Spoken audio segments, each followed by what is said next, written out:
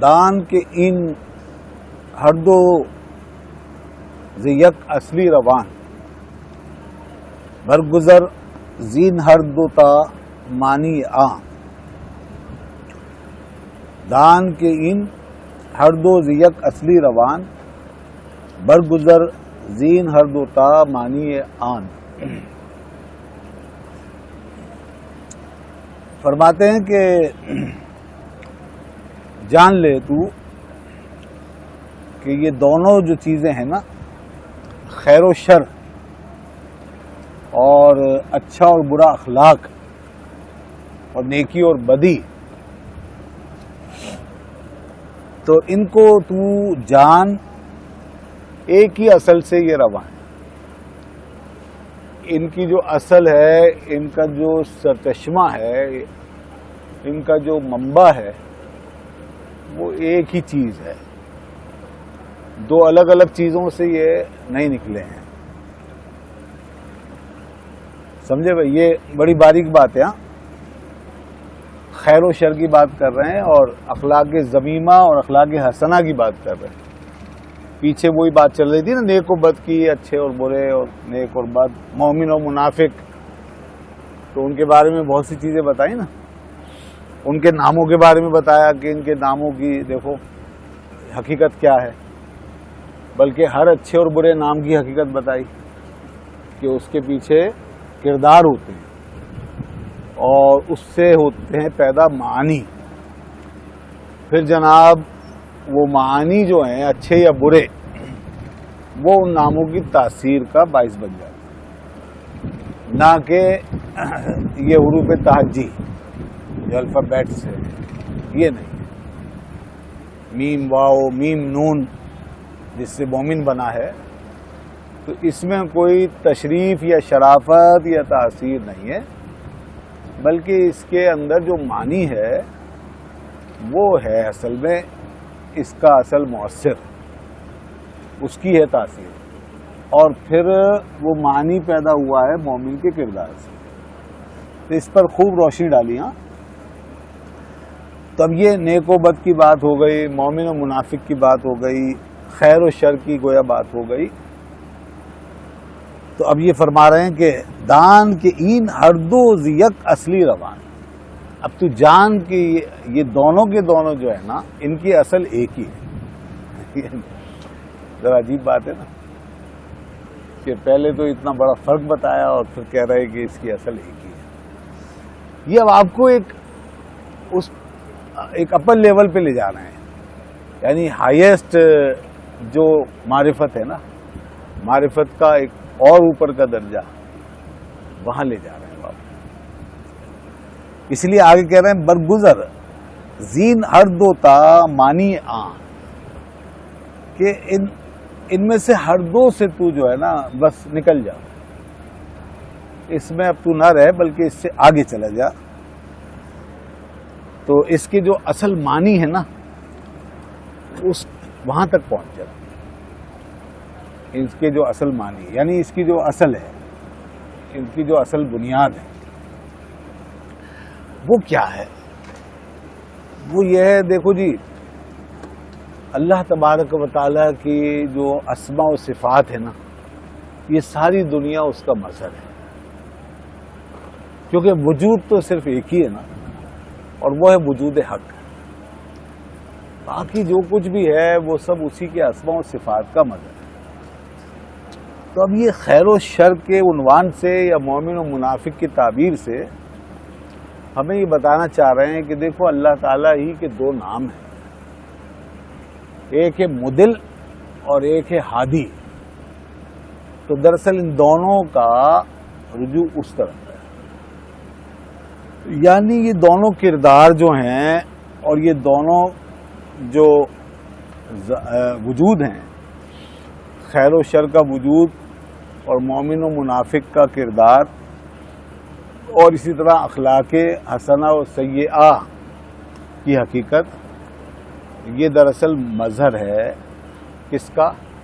اللہ تعالیٰ کے ایک نام مدل کا اور دوسرے ہادی. مدل کا معنی ہے گمراہ کرنے والا، اور ہادی کا معنی ہے ہدایت دینے والا. تو گمراہ کرنے والا بھی وہی ہے اور ہدایت دینے والا بھی وہی ہے, اور وہ ایک ہی ذات ہے, اور یہ دونوں نام اسی کے ہیں, اور یہ سب کچھ اسی کا مظہر بنا ہوا ہے. تو ان کی اصل پہنچ گئی وہاں. وہ بات بیان فرما کہ ہر دو زے یک اصلی روان, ایک ہی اصل سے اور ایک ہی منبع سے یہ دونوں کے دونوں نکل رہے ہیں. Both are flowing from one thing, اور وہ ایک ہی ذات ہے اور وہ ایک ہی اوریجن ہے, ون اوریجن. تو اب جب ہم دیکھتے ہیں گمراہی کو یا برے اخلاق, برے کردار کو, تو اس سے ہمیں سمجھ لینا چاہیے کہ اس کے پیچھے ایک ذات ہے جو مضل, گمراہ کرنے والی. اور جب ہم دیکھتے ہیں ہدایت کو, نیکی کو, اچھے اخلاق کو اور اچھے کردار کو, تو اس کے پیچھے ہمیں دیکھنا چاہیے ہادی, کہ ہدایت دینے والا کون ہے, وہی ایک ہی ذات ہے. اب ہم ان دونوں چیزوں کو دیکھ کر اور ان دونوں مظاہر کو دیکھ کر کے پھر اسی ذات تک پہنچیں کہ بھئی وہی ایک ذات ہے پیچھے. اس لیے آگے کہا اگلے مصرے میں برگزر زد ہر دوتا مانی آن, گزر جا ان دونوں سے, پاس آن فرام دیز بوتھ, ان دونوں سے تو گزر جا تاکہ تو اس اوریجن تک پہنچے, so that you may reach that origin. وہ اوریجن جو ہے وہ اللہ کی ذات, اس کی صفات ہے. لیکن دیکھو بھائی, اس میں یہ نہیں سمجھنا چاہیے کہ جب اللہ تعالیٰ ہی مضل ہے تو پھر بندے کا کیا قصور ہے, کہ بندے کو پھر یہ جو ہے وہ برا کیوں کہتے ہیں اور اس کو عذاب کیوں ہوگا. اور یہ بھی سوال ہو سکتا ہے کہ جب اللہ ہی ہادی ہے تو پھر بندے کی کیا تعریف, اور اس کو ریوارڈ کیوں ہوگا, اس کو اجر کیوں ہوگا پھر. تو بات دراصل یہ ہے کہ یہاں پر ہم جو بات کر رہے ہیں وہ صرف مظہریت کی بات کر رہے ہیں, اور مظہریت کے بوصف اختیار جو ہے وہ باطل نہیں ہوتا ہے. بندہ جو ہے نا وہ بہرحال وہ اچھا یا برا جو بھی کام کر رہا ہے وہ اپنے اختیار سے کر رہا ہے. بندے کو اختیار بھی حاصل ہے, بندے کو عقل و شعور بھی حاصل ہے. تو وہ اپنے ارادے سے کام لیتا ہے, اپنے اختیار سے کرتا ہے, اپنی عقل سے سمجھتا ہے, اپنے شعور سے فیصلہ کرتا ہے, اور پھر چیزوں کو آن اور ڈس آن کرتا ہے. باقاعدہ وہ دنیا میں صرف ان دو معاملات میں نہیں, ضلالت اور ہدایت یا خیر و شر کے درمیان ہی نہیں, بلکہ جملہ معاملات جو زندگی کے ہیں اس کے, ان سب کے اندر وہ یہ کرتا ہے کہ بعض چیزوں کا کریڈٹ لیتا ہے اور بعض چیزوں سے وہ بچتا ہے, اجتناب کرتا ہے. بعض چیزوں کو آن کرتا ہے, بعض کو ڈس آن کرتا ہے, بعض کو اپنی وہ ایبلٹی بتاتا ہے, بعض کو ڈس ایبلٹی بتاتا ہے. بندہ یہ سب کچھ کرتا ہے, ہر چیز میں ایسا ہو رہا ہے.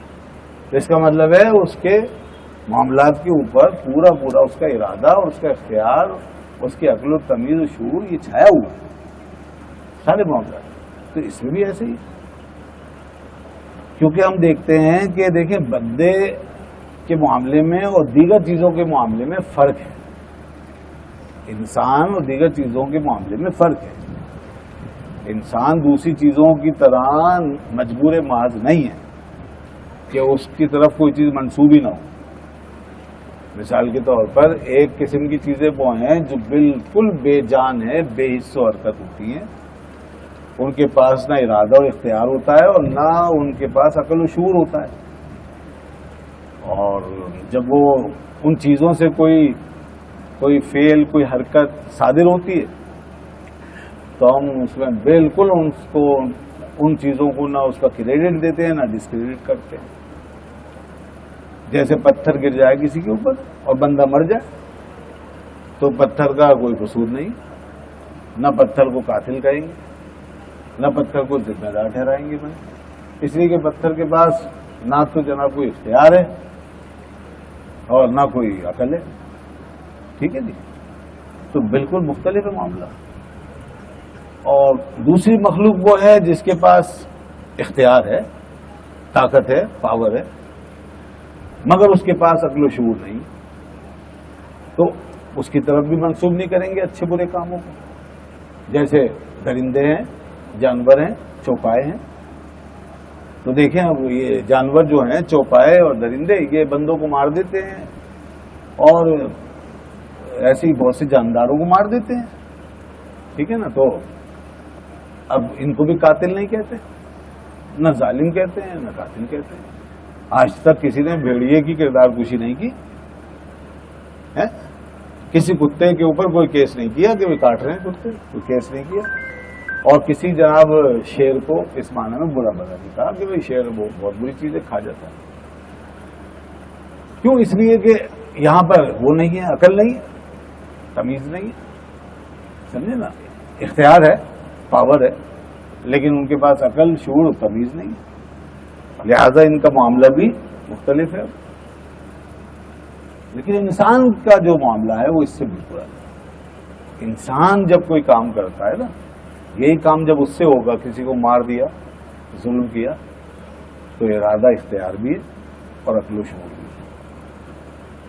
تو اس لیے اب انسان ذمہ دار ہے. انسان کو برا بھی کہا جائے گا، ظالم بھی کہا جائے گا، انسان کو کیس بھی کیا جائے گا. دنیا کی ہر عدالت جو ہے اس کو بلائے گی اور دنیا کا ہر قانون اس کو سزا دے گا. تو یہ کیوں کر رہے ہیں آپ؟ تو یہاں پر ہمیں نظر آ رہا ہے کہ انسان اور شیر میں فرق ہے، انسان اور بھیڑیے میں فرق ہے، انسان اور پتھر میں فرق ہے. تو بس اسی قانون کے تحت اللہ تبارک و تعالیٰ نے بھی جو اصول اتارے ہیں، جو شریعت نازل فرمائی ہے، اس کے اندر انسان کو ذمہ دار قرار دیا، کیونکہ انسان کے پاس ارادہ اور اختیار ہے. باوجود اس کے کہ جو بات ابھی کی گئی کہ یہ جو سارے خیر و شر کے معاملات ہیں یہ مظہر ہیں اللہ تعالیٰ کے ان صفات کے اور ان اسماء کے. مدل اسی کی ذات. اب اس بات کو سمجھیں کہ اب اس میں مظہریت کی حقیقت کیا ہے. آئی سمجھ؟ تو اب اسے مظہریت جو ہے، جیسے مدل کی مظہریت یا ہادی کی مظہریت، اس کی حقیقت صرف یہ ہے کہ رب تبارک و تعالی خالق ہے. اللہ تعالی خالق ہے اور ہر فعل جو ہے، جو خواہ وہ خیر ہو یا شر، وہ اسی کے پیدا کرنے سے. یہ ہمارا عقیدہ ہے اہل سنت و جماعت کا، اور اس امت کی اکثریت کا یہ اجماعی عقیدہ ہے کہ اللہ تبارک و تعالی خالق کے خیر و شر ہے. تو اس نے اسے پیدا کیا ہے، اور بندے سے جو چیز ظاہر ہوئی ہے وہ ہے کسب. تو اللہ تعالیٰ کا جو فعل ہے وہ ہے خلق، اور بندے کا فعل ہے کسب. اور کسب کا مطلب وہی ہے جو ابھی میں نے بتا دیا، ارادہ اور اختیار سے کام لینا. بندہ کسب کرتا ہے. یہ کسب جو ہے یہ کسی اور کے پاس نہیں تھا، یعنی کہ جو میں نے بتایا کہ شیر چیتے وغیرہ کے پاس نہیں ہے، اور پتھروں وغیرہ میں تو بالکل تصور ہی نہیں ہے، وہ تو ہے ہی بے جان. بندے میں کسب، بندہ ارادہ اختیار سے کام لے رہا ہے، اور رب تبارک و تعالیٰ پیدا کرتا ہے. یعنی جب بھی بندہ ارادہ کرتا ہے کسی کام کا، اچھے یا برے کام کا، تو اس کے نتیجے میں جو فعل پیدا ہوتا ہے وہ اللہ تعالیٰ کی طرف سے پیدا ہوتا ہے. اللہ تعالیٰ اس فعل کو پیدا کر دیتا ہے. تو اب ارادہ تو بندے نے کیا، اب اچھا ارادہ کیا تو اس نے اپنی ہادی ہونے کی شان کا اظہار کیا، اس فعل کو پیدا کر دیا. اور اگر بندے نے برا ارادہ کیا تو اس نے اپنی مدل والی شان کا اظہار کر دیا، اس ضلالت کو، اس شر کو پیدا کر دیا. تو یوں وہ خلق فرماتا ہے، کریشن اس کے ساتھ، اس کے ذریعے سے ہوتی ہے، اور بندے کے ساتھ جو ہے نا وہ ہوتی ہے ایک کسب ہوتی ہے، بندہ اس کا ارادہ کرتا ہے. بس یہ ہے ہمارا اہل سنت و جماعت کا موقف. اس سلسلے میں جو سب سے پہلے اختلاف ڈالا ہے نا وہ معتزلہ نے ڈالا ہے، قدریہ نے اور معتزلہ نے.